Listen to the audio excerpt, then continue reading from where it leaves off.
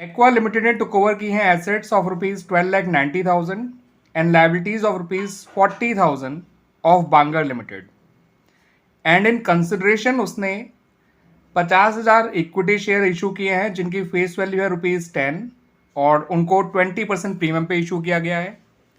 उसके अलावा कंपनी ने 9% डिबेंचर भी इशू किए हैं जिनकी टोटल फेस वैल्यू ₹4 लाख है और इनको 10% डिस्काउंट पे इशू किया गया है और बैलेंस अमाउंट जो है वो चेक के द्वारा दिया गया है।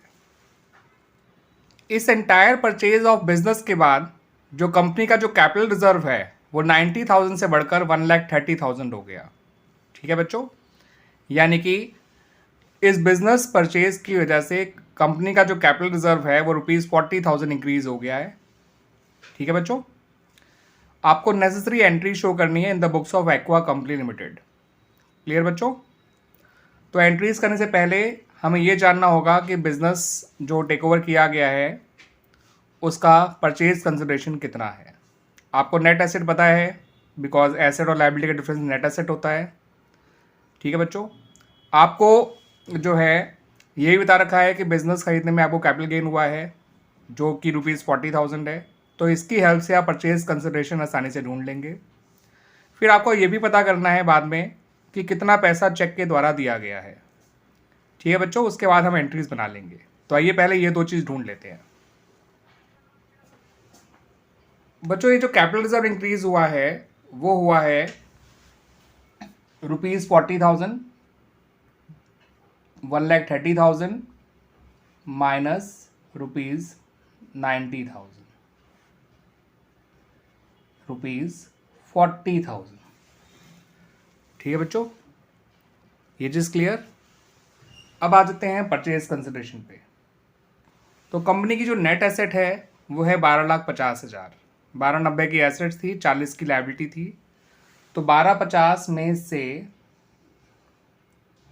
₹12,50,000 जो कि नेट एसेट है, एसेट माइनस लायबिलिटी, उसमें से कैपिटल रिजर्व का अमाउंट माइनस कर दीजिए। ठीक है बच्चों, आपको पता चल जाएगा परचेज कंसिडरेशन कितनी है। ₹12,10,000। परचेज कंसिडरेशन पक्का जो है 12,10,000 है, क्योंकि ध्यान रखिएगा अगर आपको बिजनेस खरीदने में जो है गेन हुआ है, कैपिटल गेन हुआ है, तो परचेज कंसिडरेशन का अमाउंट नेट एसेट से कम होता है। तो जितना गेन हुआ है उसे हटा दीजिए, आपकी परचेज कंसिडरेशन आ जाएगी। क्लियर बच्चों? अब आपने चेक से कितना अमाउंट पे किया है वो देख लीजिए। टोटल परचेज कंसिडरेशन पे करनी है 12,10,000। इसमें से जो हमने शेयर्स के थ्रू पे किया है कंसिडरेशन वो टोटल हो जाएगा 6 लाख। ठीक है बच्चों, क्योंकि 50,000 इक्विटी शेयर्स हैं और ₹10 उनकी फेस वैल्यू है, टोटल 5 लाख हो गया। 20% प्रीमियम पे वो इशू हुए हैं तो वो हो गया 6 लाख।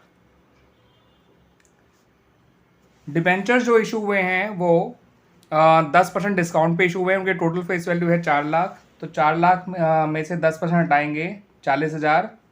तो डिबेंचर्स के थ्रू जो कंसिडरेशन पे की गई है वो है ₹3,60,000। क्लियर बच्चों? तो परचेज कंसिडरेशन जो डिस्चार्ज की गई है वो शेयर्स के थ्रू 6 लाख की गई है। 5 लाख उनकी फेस वैल्यू थी, 1 लाख उनका प्रीमियम था और 3,60,000 जो है वो डिबेंचर्स के जरिए की गई है। 4 लाख उनकी फेस वैल्यू थी, 40,000 डिस्काउंट था। तो 12,10,000 में से यानी 12,10,000 में से आप जो है 9,60,000 हटा दीजिए।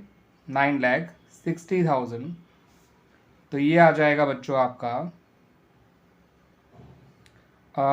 10 माइनस 60 इज 50, 11 माइनस 9 इज 2।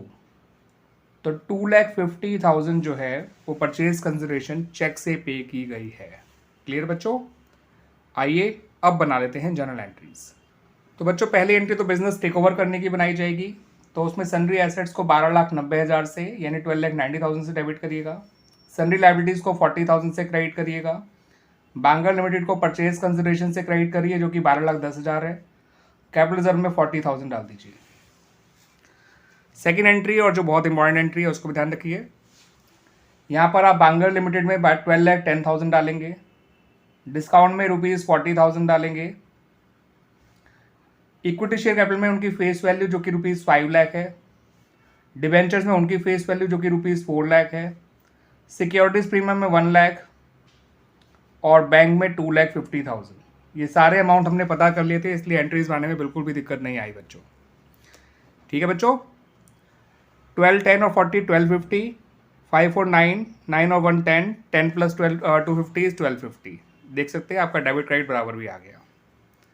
तो क्लियर बच्चों, आसान सी ही एंट्रीज थी ये बिजनेस टेक ओवर करने की, और ये है परचेज कंसिडरेशन को डिस्चार्ज करने की। क्लियर बच्चों, एंड आई होप आपको ये सॉल्यूशन अच्छी तरह से समझ में आ भी गया होगा। ठीक है बच्चों।